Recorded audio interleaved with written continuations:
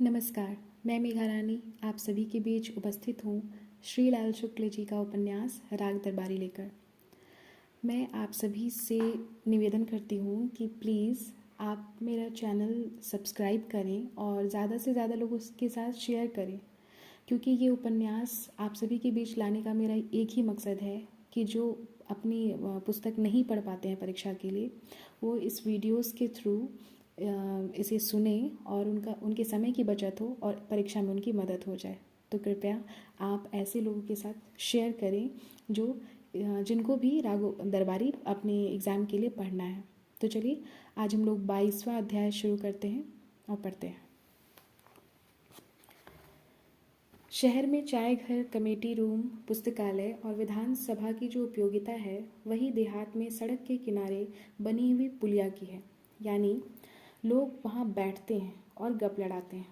इस समय दिन के लगभग 10 बजे इतवार के दिन रंगनाथ और रुपन बाबू एक पुलिया पर बैठे हुए धूप खा रहे थे और ज़माने की हालत पर गौर कर रहे थे। ज़माने की हालत अर्थात अंधेरे में पाए गए दो मजबूत स्तनों का गर्मागर्म स्पर्श। बात रंगनाथ ने शुरू की थी। उसने चाहा था कि वह उस रात की घटना किसी से न बताए। रुपन से वह सिर्फ सामान्य ज्ञान की बात करना चाहता था और साथ ही वह इतना जानना चाहता था कि मोहल्ले में ऐसी कौन कौन सी लड़कियां हैं जो चोली बनाने वाली किसी कंपनी के कैलेंडर में मॉडल की हैसियत से इस्तेमाल हो सकती हैं। उसने जब रुपन से बात शुरू की तो ऐसा जान पड़ा था जैसे वह उस कंपनी का प्रचार अधिकारी हो और लड़कियों या उनके स्तनों में उसकी दिलचस्पी बिल्कुल कारोबारी तौर की हो। रुपन बाबू ने जब उससे इस विषय पर ज़रा गहराई से बात करनी चाही तो गहराई की बहस आ जाने पर प्रत्येक भारतीय विद्यार्थी की तरह वह इधर उधर कतराने लगा। उसने बात को मोड़कर लड़कियों की तंदुरुस्ती पर उतारा और the great Indian bra manufacturing company के प्रचार अधिकारी के पद से इस्तीफा देकर अखिल भारतीय नागरिक स्वास्थ्य संघ के महामंत्री का ओहदा संभाल लिया। पर रुपन बाबू के सवालों ने उसे उस कुर्सी पर भी नहीं टिकने दिया और थोड़ी देर तक अंधेरे, जाड़ी, भूत प्रेत आदि का जिक्र करते रहने के बाद रंगनाथ को महसूस हुआ कि धीरे धीरे न चाहते हुए भी उस रात की घटना का पूरा विवरण वह रुपन बाबू को सुना चुका है। रुपन बाबू बड़े ध्यान से सुनते रहे और रंगनाथ की बात खत्म होते होते उन्हें लगा कि भट्ठी में बैठे हैं। उन्हें अपने भीतर एक अजीब सी गर्मी और तनाव महसूस हुआ, जैसा कि लड़कियों की बात चलने पर उनके साथ हमेशा हो जाता था। उन्हें यकीन हो गया कि छत पर आने वाली लड़की बेला थी और जिसको वह आत्मसमर्पण करना चाहती थी वे स्वयं रुपन बाबू थे। मेरा प्रेम पत्र अब रंग ला रहा है और वह कसमसा रही है, उन्होंने अभिमान पूर्वक सोचा और उसके साथ खुद ही कसमसाने लगे। उस रात छत पर मैं खुद क्यों नहीं सोया, इस अफसोस ने रुपन बाबू के गले में एक सिनेमा का गाना लाकर लटका दिया। पर इस वक्त उन्हें रंगनाथ के आगे एक समझदार आदमी की तरह का रूप प्रकट करना था, इसलिए ऊपर से वे एक समझदार आदमी की तरह बैठे रहे। उन्हें चुप देखकर रंगनाथ ने अपनी बात दोहराई। उसके आने और जाने का मुझे पता ही नहीं चला। मुझे सिर्फ इतना याद है कि वह मेरी छाती पर झुकी बैठी थी। रुपन बाबू बड़प्पन के साथ बोले, हो जाता है, कभी कभी ऐसा धोखा भी हो जाता है। पता नहीं कौन था, कोई आया भी था या नहीं, किसी से कुछ कहने की ज़रूरत नहीं।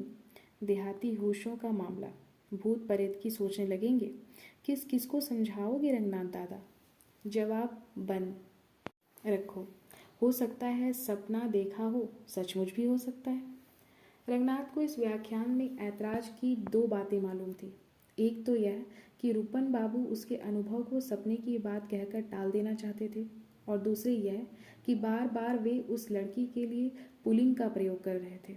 उसने कहा उसमें धोखा हो ही नहीं सकता, मैं जाग रहा था, वह आकर मेरी चारपाई पर बैठी थी, मेरे ऊपर झुकी थी। ठीक है, अपने हाथ से कुछ काल्पनिक मच्छरों को उड़ाते हुए रुपन बाबू बोले, मान लिया सचमुच ही कोई आया था, पर इस बारे में कुछ कहने की ज़रूरत नहीं। कोई आया था? रंगनाथ ने आंख मूंदकर एक बार कोणार्क की सुर सुंदरियों का सरसरी तौर पर मुआयना किया और 20 बार मन में दोहराया, आया था नहीं, आई थी। रुपन बाबू, तुम कभी आया था कि आगे भी सोच पाओगे या नहीं?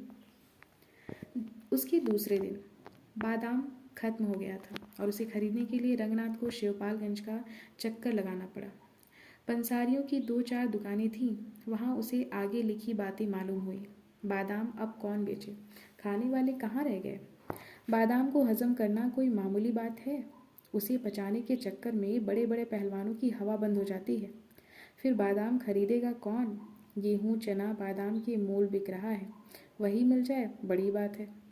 बद्री पहलवान पहले बादाम खाते थे, अब तब हम लोग भी उसे दुकान में रखते थे।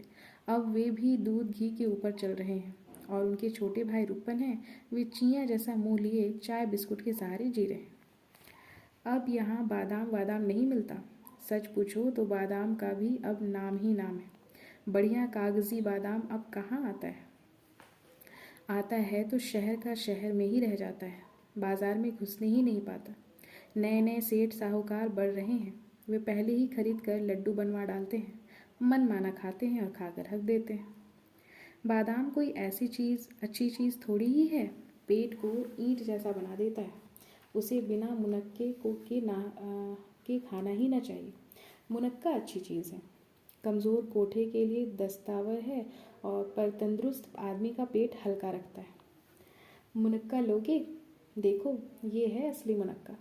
शिवपालगंज है इसलिए मिल जाएगा, शहर होता तो दिन भर चक्कर काटते, यह चीज़ वहाँ नहीं मिलेगी।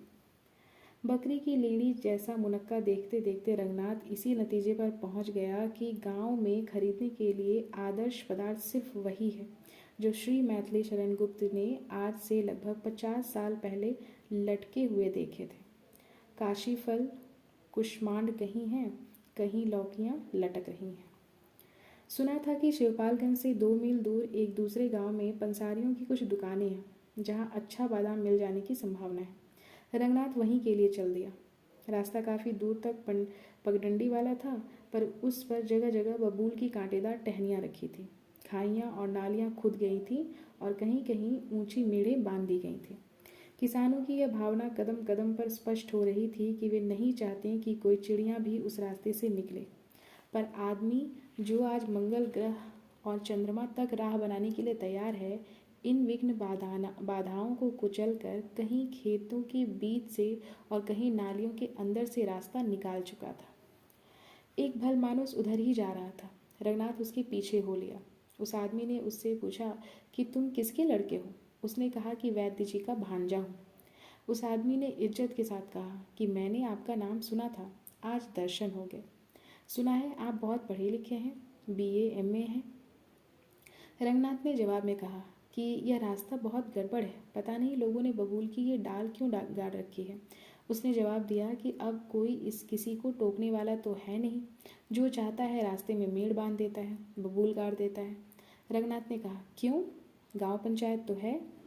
उसने कहा कि पंचायत तो है, पर वह सिर्फ जुर्माना करती है। जमींदार था तो जूता लगाता था। उसने समझाया कि हिंदुस्तान साला भेड़िया बसान मुल्क है, बिना जूते के काम नहीं चलता। जमींदारी टूट गई है, जूता चलना बंद हो गया है। तो देखो, सरकार को खुद जूतम पैजार करना पड़ता है, रोज़ कहीं ना कहीं लाठी या गोली चलवानी पड़ती है। कोई करे भी तो क्या करे, ये लात के देवता है, बातों से नहीं मानते। सरकार को भी अब जमींदारी तोड़ने पर मालूम हो गया है कि यहाँ असली चीज़ कोई है तो जूता। रंगनाथ ने कहा कि यह भी कोई बात हुई, जूते के सहारे लोगों को कब तक तमीज़ सिखाई जाएगी। उस आदमी ने कहा कि जूता तो चलते ही रहना चाहिए, जब तक बदमाश की खोपड़ी पर एक भी बाल रहे, जूते का चलना बंद नहीं होना चाहिए। आदमी का मूड खराब था, इसलिए रंगनाथ चुप हो गया। थोड़ी देर चलते रहने के बाद वह आदमी अचानक बोला, BA का ओहदा बड़ा होता है कि वकालत का? रंगनाथ ने कहा, क्या बड़ा क्या छोटा, सब एक है। सो तो मैं भी जानता हूँ, फटीचर देश में बड़े छोटे तो एक ही हो गए हैं, पर असलियत है में बड़ी कौन चीज़ है, वकालत की BA? रंगनाथ ने टालने के लिए कहा, वकालत। तो समझ लो कि मेरा लड़का वकील है। रंगनाथ ने पूछा, कहाँ रहता है? वकील के बाप ने अहंकार से कहा, वकील कहाँ रहते हैं? वह यहाँ गांव में थोड़ी ही है, शहर में बस गया है, 3 साल से वकालत कर रहा है। तब तो बड़े वकीलों में गिना जाता होगा। बड़ा नहीं, बहुत बड़ा। तुम्हारे गांव का जोगनथवा है ना, उसकी तरफ से खड़ा हुआ है। वैद्य जी यहाँ हाथ पांव पटक कर रह गए, दारोगा ने जमानत नहीं ली। वहाँ उसने इजलास में खड़े खड़े जमानत करा दी। उसका हाथ भी रईसों का है। वकालतनामा मैंने ही भराया था। उसने 5 रुपये मेरे हाथ में ही ठूस दिए। वह आदमी चौकन्ना हो गया। उसने मुड़कर रंगनाथ का चेहरा देखा और आवाज़ को मरियल बनाकर कहने लगा, अच्छा क्या? हाँ, यह कहो कि अब चाहे अच्छा ही कह लो। बस ऐसा ही वैसा है भैया, कमाई तो अब तुम्हारे मामा की है। कैसी बैठक चमकाई है। इमली का चियाँ भी पुड़िया में बंद करके किसी को दे दें तो 1 रुपये का हो जाएगा। वक्त की बात है। अपनी ईर्ष्या छिपाने की उसने कोई कोशिश नहीं की। शुद्ध देहाती ढंग से वह वैद्य जी पर कोड़े बरसाने लगा। देखते देखते इतने बड़े नेता हो गए। पहले सीधे साधे थे, अब जितना ज़मीन के ऊपर है उतना ही नीचे घुसे हुए हैं। पेशाब में चिराग जल रहा है।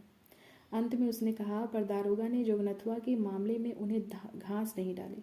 बंदर की तरह कटघरे में बैठाल कर जोगनथवा को जेल भेज दिया। उसने पुरानी बात दोहराई, मेरे लड़के ने जमानत ना कराई होती तो जेलर के बच्चों को गोद में खिला रहा होता। पेशी कब है?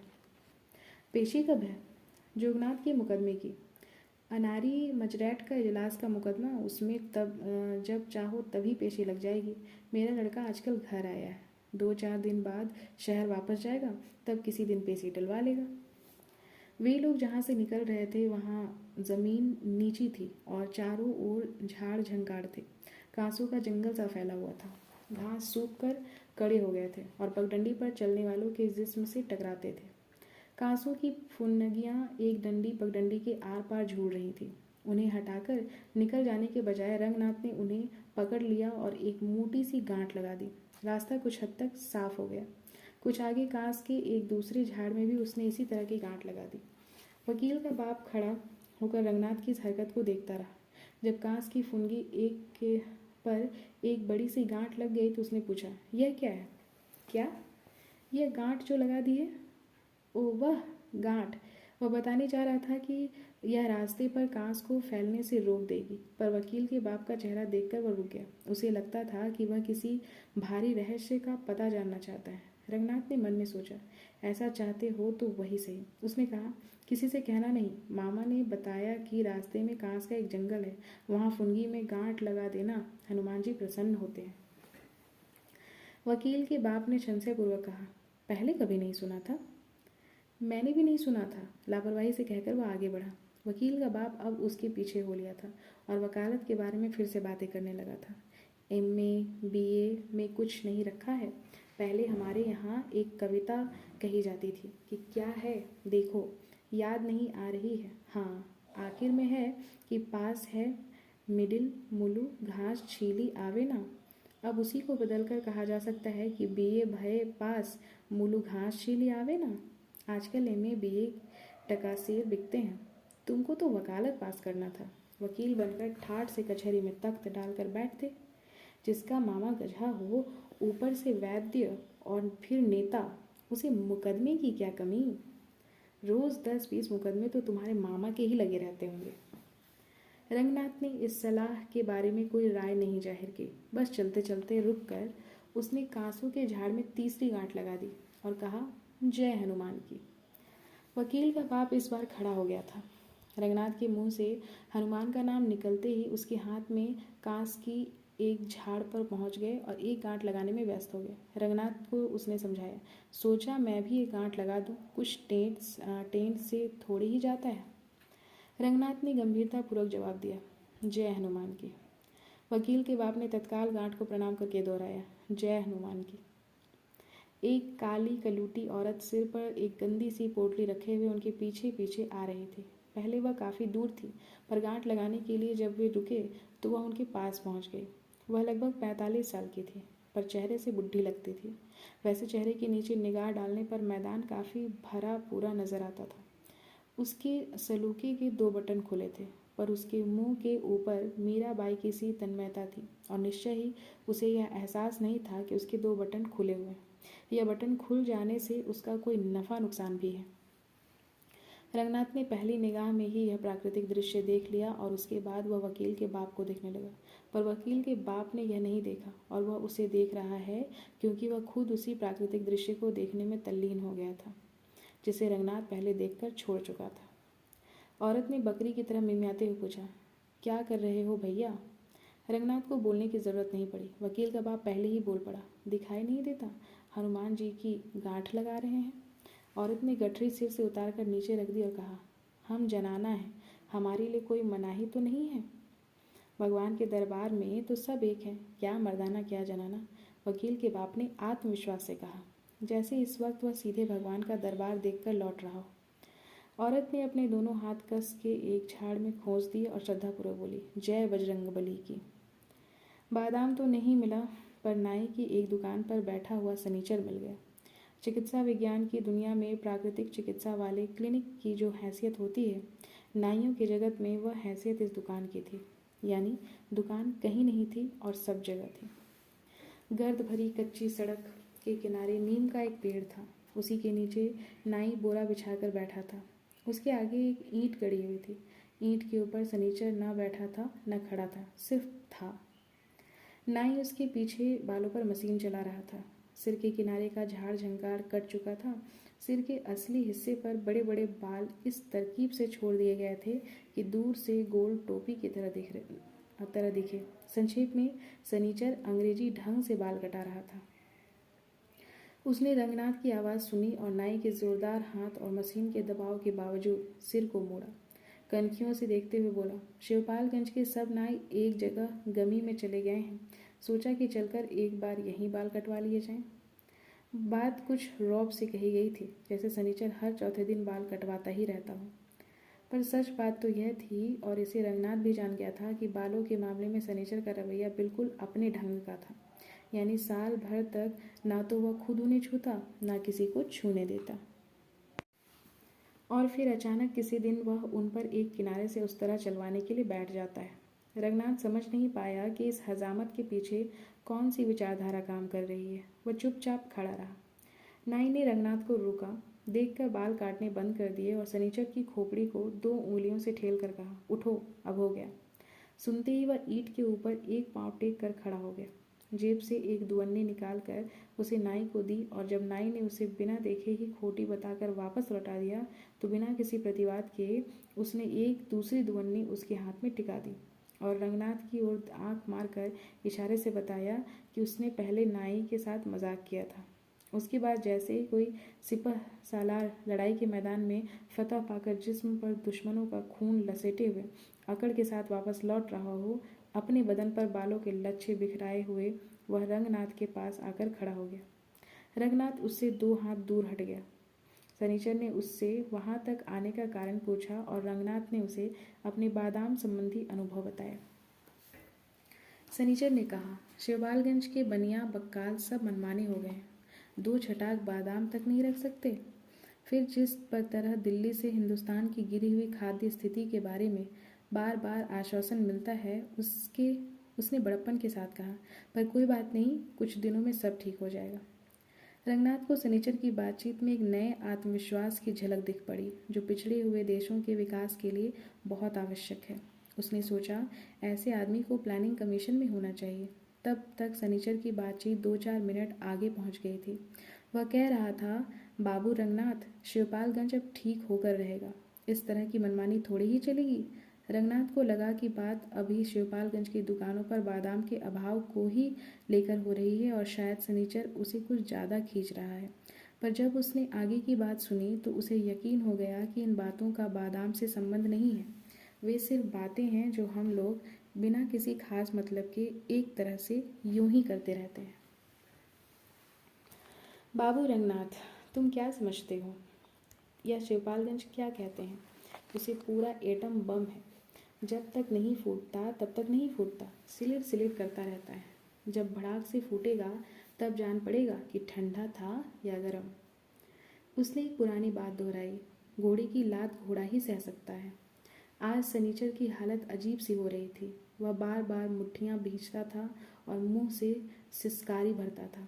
कभी तेज चाल चलने लगता, जैसे अभी अभी वह घोड़े की लात खा चुका हो पर सह ना पाया हो, और कभी मुंह के भीतर कोई बात कहते कहते उसे फेन की शक्ल में अपने होठों के कोनों पर फैला लेता। यह सब तो था ही, ऊपर से आज उसने हजामत बनवाई थी। रंगनाथ ने यह सब ध्यान से देखा और सुना, पर समझ नहीं पाया।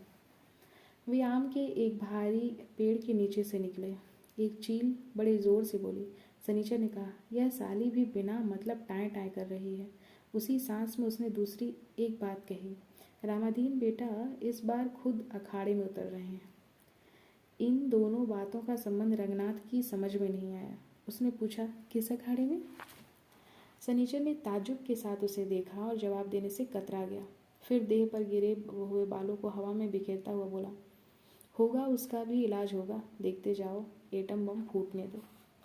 आग आम का बाग खत्म हो गया। वे अब कहाँ आ गए थे? जहाँ कांसों का जंगल था। पगडंडी पर रंगनाथ आगे आगे चला ताकि सनीचर के जिस्म पर गिरे हुए बाल उड़कर उसके ऊपर न आए। अचानक वह खड़ा हो गया।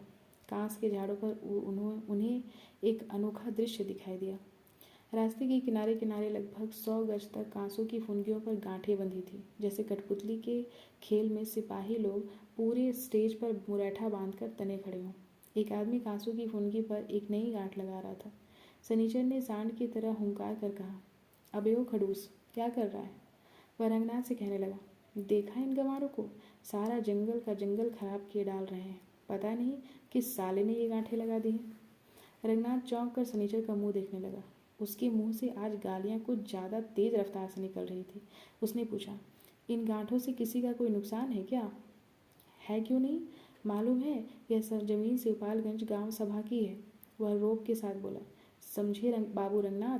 कहते कहते उसने गांठ लगाने वाले आदमी को गाली देने के लिए ऊंट की तरह अपनी गर्दन ऊंची की, और यह बताते हुए कि वह आदमी नारी शरीर के किस हिस्से से बाल निकला था, एक सवाल किया, कांस तुम्हारे बाप के हैं क्या? उस आदमी ने पलट कर जवाब दिया, और नहीं तो क्या, तुम्हारे बाप के हैं। झगड़ा बचाने के लिए रंगनाथ आगे बढ़ाया और बोला, गाली गलौज ना करो भाई। ठंडी आवाज़ में उसने उस आदमी से पूछा, क्या कर रहे हो? जो सारी दुनिया कर रही है हम भी कर रहे हैं। उसने अकड़ कर इस तरह कहा जैसे वह दुनिया का सबसे बड़ा मौलिक काम कर रहा हो। सनीचर ने कहा, पर मालूम भी है यह जगह शिवपालगंज गांव सभा में लगती है। गांठ लगा देने से कांस की बाढ़ मारी जाएगी, कुछ पता भी है? चालान हो जाएगा तो भागे भागे फिरोगे, तब यह तुम्हारी दुनिया तुम्हारे काम ना आएगी। चालान कौन साला करेगा? साला नहीं, चालान तुम्हारा बहनोई करेगा। मैं, आँख खोल कर देख लो, तुम्हारे ही आगे खड़ा हूँ। पछत्ता। रंगनाथ की ओर देखते हुए उसने अपनी बात साफ की। हाँ रंगनाथ बाबू, मैं आज ही प्रधानी के लिए पर्चा दाखिल करने जा रहा हूँ। 15 दिन के भीतर ही देख लेना, रामाधीन की छाती पर चढ़कर आऊँगा और देखूंगा कौन साला मेरी गांव का सभा का तिनका तक छू लेता है। आहा, यह बात तभी अंग्रेजी बाल कट रहे हैं। पेड़ पर बैठी हुई चील के बोलने पर ऐतराज हो रहा है। एटम बम फटने वाला है। गांव सभा के जंगल के बारे में इतनी हुकूमत बढ़ती जा रही है। सारी बात रंगनाथ की समझ में आ गई। नामजदगी का पर्चा आज ही दाखिल किया जाएगा, अभी अभी इसी वक्त। सनीचर ने जोश से कहा, पर्चा पहले दाखिल करूंगा, नहाऊंगा बाद में। उसने चलताऊ नज़र गांठ बांधने वाले आदमी पर यह देखने के लिए डाली कि उस पर रौब पड़ा है या नहीं, पर नतीजा साफ था। सनीचर के रौब का असर सनीचर तक ही सीमित रह गया था, जैसा हिंदुस्तान का एशिया और अफ्रीका की नेतागिरी करने का दावा। वह आदमी इत्मीनान से कहने लगा, चलो अच्छा है, तुम ही प्रधान हो जाओ, किसी न किसी को तो होना ही है। हिकारत के साथ उसने जोड़ा, गांव पंचायत भी क्या है, सरकारी चोंचला। सनीचर को अपमान का आभास हुआ। बोला, चोंचला तो है, पर 15 दिन बाद देख लेना शिवपालगंज में कांस का तिनका तक छूने पर क्या होता है। उस आदमी ने लापरवाही से कहा, यही है तो ना छूऊंगा। यह गांठ वाली पूजा तो शिवपालगंज से ही निकली थी, वहीं तक रह जाएगी। रंगनाथ ने सामने बंधी हुई दर्जनों गांठों की ओर देखा, पूछा, यह कैसी पूजा है? क्या पता कैसी है। सुनते हैं हनुमान जी ने वहाँ किसी को सपना दिया था, उन्हीं के हुक्म से लोग वहाँ गांठ बांधने लगे हैं। सनीचर ने घबराकर हाथ जोड़ दिए, कहा, तो फिर मौत से गांठ बांधो भाई, धर्म कर्म के मामले में कोई रोक टोक नहीं है। इतना बोलकर उसने जितनी भी रही हो सारी की सारी अक्ल सोचने में लगा दी और रंगनाथ से कहा, पर रंगनाथ बाबू, हमने तो कहीं सुना नहीं, यह सपना किसको हुआ था?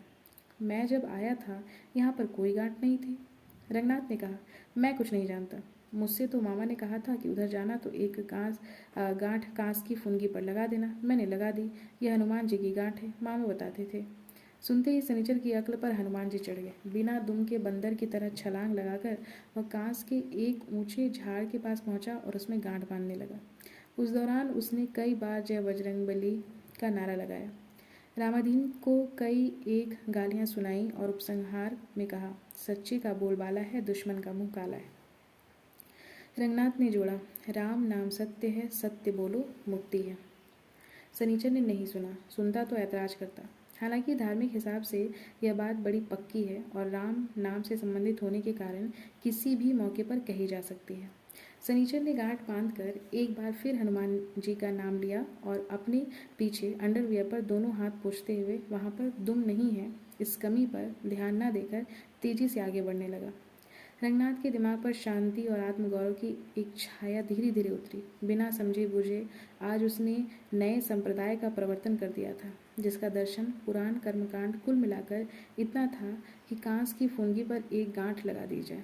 उसने अपने आप को बुद्ध, महावीर, शंकराचार्य आदि की कतार में खड़े हुए पाया और मन ही मन उनसे सवाल किया, उस्ताद, अपने बारे में जानता हूँ, पर तुम अपनी कहो, नया संप्रदाय चलाने की बात तुम्हें कैसे सूझी थी?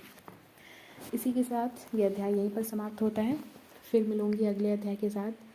तब तक के लिए धन्यवाद।